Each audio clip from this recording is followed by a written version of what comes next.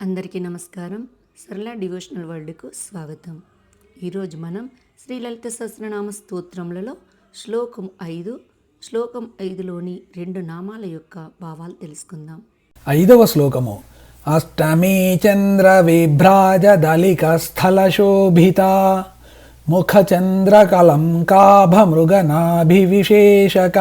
ఈ 5వ శ్లోకంలోని మొదటి నామము అష్టమీ చంద్ర విభ్రాజ దళిక స్థల శోభిత. ఇది అమ్మవారి 15వ నామము. ఇది 16 అక్షరాల నామము. ఈ నామంతో అమ్మవారికి నమస్కరించేటప్పుడు అష్టమీ చంద్ర విభ్రాజ దళిక స్థల శోభితాయై నమః అని చెప్పాలి. కానీ అష్టమీ చంద్ర విభ్రాజ అని దళిక స్థల శోభిత అని 2 భాగాలుగా విడదీసి చెప్పకూడదు. అష్టమి అంటే అష్టమి నాటి, చంద్ర అంటే చంద్రుని వలె, విభ్రాజత్ ప్రకాశించుచున్న, అలిక స్థల పాలభాగము అంటే నుదురు, శోభిత పవిత్రమైన సౌందర్యంతో అలరారుచున్నది. అమ్మవారి ముఖము శరత్పూర్ణిమా చంద్రునిలాగా ఉంటుంది. ఒక విధంగా శరత్పూర్ణిమా చంద్రుడు అమ్మవారి ముఖము అనడము సమంజసము. ముఖము పూర్ణబింబమైనప్పుడు అమ్మవారి పాలభాగము చంద్రుని అర్ధబింబంలాగా ఉంటుంది. అనగా అష్టమి నాటి చంద్రుని వలె అమ్మవారి పాలభాగము ఉంటుంది. అమ్మవారు 16 కళలు కలిగిన పరిపూర్ణ స్వరూపిణి. అందువల్లనే అమ్మవారిని షోడశి అంటారు. చంద్రకళలను సూచించే తిథులకు, అమ్మవారి కళలకు, మన్వంతరాలకు సమన్వయం ఉంది. చంద్రుడు పాడ్యము నుండి క్రమంగా ఒక్కొక్క కళ చొప్పున వృద్ధి చెందుతూ పూర్ణిమ నాటికి చంద్రుడు నిండు చంద్రుడవుతాడు. సూర్యుని నుండి పొందే వెలుగు శుక్లపక్షంలో క్రమక్రమంగా పెరుగుతూ చంద్రునికి సంక్రమించడం వలన పూర్ణిమ రోజు చంద్రుడు పరిపక్వ స్థితిని పొందుతాడు. కృష్ణపక్షంలో చంద్రుడు ఒక్కొక్క రోజుకు ఒక్కొక్క కళ చొప్పున తగ్గుతూ అమావాస్య నాడు పూర్తిగా తన కళను కోల్పోతాడు. చంద్రుని యొక్క ఈ 16 కళలను శ్రీవిద్యలో నిత్యుల పేర్లతో సంకేతిస్తారు. అష్టమి తిథి ఒక్కదానికి తప్ప శుక్లపక్షంలోని ఒక తిథికి సంబంధించిన నిత్య, కృష్ణపక్షంలో అదే తిథికి రాదు, మారుతుంది. 2 పక్షాలలోని అష్టమి తిథికి సంబంధించిన త్వరిత మాత్రము మార్పు చెందదు. ఇది ఒక విశేషాన్ని సూచిస్తుంది. అష్టమి నాటి చంద్రునితో అమ్మవారి పాలభాగము పోల్చబడింది గదా. ఈ శుక్లపక్ష కృష్ణపక్షములు 2 వృద్ధి క్షయములకు, వికాస వికల్పములకు, సంతోష విషాదములకు ప్రతీకలైతే ఈ 2 పక్షాలలోని అష్టమి తిథికి సంబంధించిన నిత్య పేరుతో మార్పు రాకపోవడం గమనిస్తే ఈ అష్టమి చంద్ర పాలభాగము సంతోష విషాదముల ప్రభావము పనిచేయక వాటికి అతీతంగా సర్వదా ఏకరీతిగా ఉండే అమ్మవారి నిర్వికారతను తెలియజేస్తుందని తెలుస్తుంది. కృష్ణ అష్టమి నాటి, శుక్లపక్షము నాటి చంద్రుని ఆకార ప్రకాశాల్లో మార్పు ఉండదు అని ఇక్కడ గుర్తుపెట్టుకోవాలి. పాలభాగము విశాలంగాను అర్ధచంద్రాకారంగాను ఉండటాన్ని సాముద్రిక సలక్షణంగా పరిగణిస్తారని ఈ నామం ద్వారా తెలుసుకోవాలి. కృష్ణపక్ష అష్టమి నాటి చంద్రుని వలె ప్రకాశించు పాలభాగముతో శోభిల్లునది అని ఈ నామానికి అర్థము. ఈ శ్లోకంలోని 2వ నామము చివరి నామము ముఖ చంద్ర కలంకాభ మృగనాభివిశేషక. ఇది అమ్మవారి 16వ నామము. ఇది 16 అక్షరాల నామము. ఈ నామంతో అమ్మవారికి నమస్కరించేటప్పుడు ముఖ చంద్ర కలంకాభ మృగనాభివిశేషకాయై నమః అని చెప్పాలి. ఈ నామాన్ని ముఖ చంద్ర కలంకాభ అని, మృగనాభివిశేషక అని 2 భాగాలుగా విడదీసి చదవకూడదు, చెప్పకూడదు. అలా చేస్తే అర్థం చాలా మారిపోతుంది.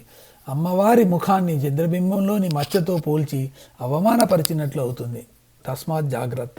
ముఖ అంటే ముఖము అనేది చంద్రుని యందు, కలంకాభ మచ్చ వలె ఓపెడు, మృగనాభివిశేషక కస్తూరి బొట్టును కలిగినది. అమ్మవారి పాల భాగాన్ని క్రిందటి నామంతో వర్ణించడం జరిగింది. ప్రస్తుత నామంలో అమ్మవారి నుదుట ఉన్న కస్తూరి తిలకం సోయగాన్ని గురించి చెప్పడం జరుగుతుంది. అమ్మవారి ముఖం చంద్రబింబంలాగా ఉంటే ఆ ముఖంలోని నుదుటి మీద ఉన్న కస్తూరి బొట్టు చంద్రబింబంలోని మచ్చలాగా ఉందేట. ఇది ఎంతో చక్కని ఉపమానం. ఈ నామానికి ఇది స్థూలాధారమే. విశేషార్థము మృగము అంటే జంతువు, లేడి, దుప్పి అనే అర్థాలు గాక ఇంకొక అర్థం కూడా ఉంది. అసలు మృగము అన్న పదానికి మార్గము అని, లేనిది ఉన్నట్లు కలిగే భ్రమ అని, లేకపోవడము అని, మనకన్నా ముందు ఉండేది అని అర్థాలు ఉన్నాయి. వేటాడినప్పుడు వేటగాని కంటే జంతువు లేదా లేడి లేదా దుప్పి ఎప్పుడూ ముందు ఉంటూ మార్గాన్ని నిర్దేశిస్తుంది. కాబట్టి దానిని మృగము అనే పదంతో సూచించడం జరిగింది. ఎడారుల్లో ప్రయాణం చేస్తున్నప్పుడు ఎండమావులను ప్రయాణికుడు గమనిస్తాడు. తనకంటే కొంత దూరంలో ముందు నీళ్లు ఉన్నట్లు, నీటి అలలను చూస్తున్నట్లు భ్రమపడతాడు. నిజానికి అక్కడ జలాశయాలు ఉండవు. నీళ్లున్నాయని ముందుకు పోతే అవి ఇంకా ముందుకు పోతాయి. ఇలా ఎప్పుడూ ప్రయాణికుని కంటే ముందు ఉన్నట్లు భ్రమ పెట్టే ఎండమావులను కూడా మృగతృష్ణ అంటారు. అందుకనే లేనిది ఉన్నట్లుగా కలిగే భ్రమను కూడా మృగము అంటారు. దీని నుండే మృగ్యము, లేకపోవడము అనే పదం వచ్చింది. రామాయణంలో మాయలేడి కూడా ఇలాంటిదే. మృగ పదం నుండి ఉత్పన్నమైందే మార్గము ప్రయాణించే ప్రయాణికుల కంటే ముందుండి త్రోవను చూపిస్తుంది కాబట్టి దాన్ని కూడా మార్గము అన్నారు. అంటే మనకు ముందు ఉండేది అని అర్థము. మనకు తెలియవలసిన జ్ఞానము తెలిసిన జ్ఞానానికంటే ముందు ఉంటుంది కాబట్టి తెలియవలసిన జ్ఞానము మృగము వంటిదన్నమాట. ఇక నాభి అంటే కేంద్రము. గరిమె నాభి అంటే ఆంగ్లంలో సెంటర్ ఆఫ్ గ్రావిటీ అని అర్థం కదా. కాబట్టి మృగ నాభి అంటే తెలియవలసిన జ్ఞానానికి కేంద్రము అని అర్థం వస్తుంది.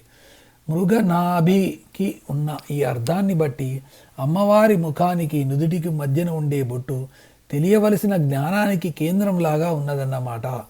ఇలా అర్థం చెప్పుకోవడం సబబే. ఎందుకంటే బొట్టు ఉండే చోటే కదా జ్ఞానానికి సంబంధించిన ఆజ్ఞాచక్రం ఉండేది.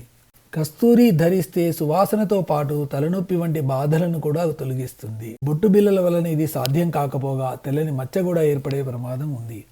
చంద్రకళల సంఖ్యలైన 15, 16 సంఖ్యల నామాలతో చంద్రునితో అమ్మవారి పాల భాగాన్ని పోల్చి వర్ణించడం ఒక ఔచిత్య విశేషం. ఈ భూమధ్యం వద్ద ఉండే అమ్మవారి బొట్టును ఆకారంతోనూ, ముఖవృత్తాన్ని ఆ ఆకారంతోనూ వ్యాసం చేసుకోవాలి. ఈ నామానికి కింది అర్థాలు చెప్పుకోవచ్చును. 1. ముఖమనే చంద్రబింబంలో మచ్చలాగా భాసిస్తున్న కస్తూరి బొట్టు కలిగినది. 2. ముఖమనే చంద్రబింబంలో తెలియవలసిన జ్ఞానానికి కేంద్రంలాగా భాషించే కస్తూరి బొట్టు కలిగినది.